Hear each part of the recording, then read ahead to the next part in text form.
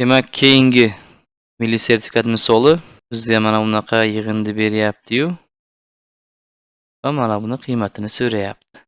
Birinchi so'ragan qiymatini ozroq soddalashtirib olaylik, ya'ni 1/4 karata x ning 4-chisi plus 1 bo'lingan x ning 4-chisi deb yozib olay. X ning kvadrati deganim.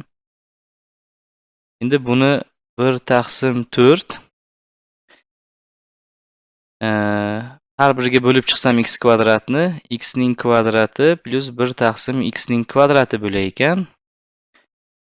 Endi hozir buni bunday qilib yozib olsam, x ning kvadrati plus o'zimdan bitta 2 qo'shib 1/x ning kvadrati deb buni yozib olsam, yana qo'shgan 2 ni ayirib qo'yadigan bo'lsam, 1/4 demak, mana bu uchalasi menga x plus 1/x ning qavs kvadratini beradi -2.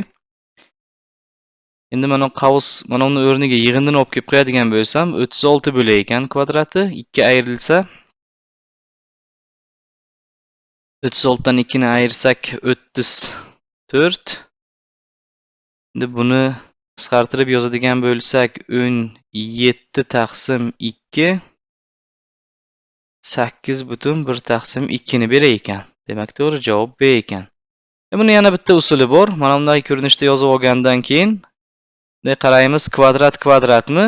Demak, bu dalolat beryapti. Mana bu yig'indini ikkala tomonni ham kvadratga ko'tarishdan dalolat beryapti.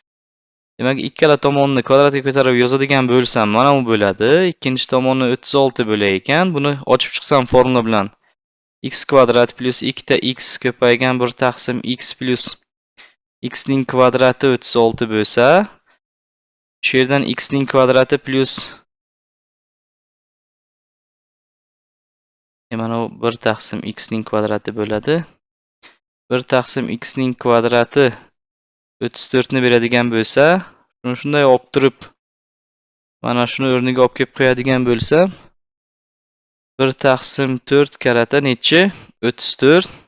Qisqartirsam 2 ga 17/2, ya'ni 8/1/2 chiqar ekan. Demak, to'g'ri javob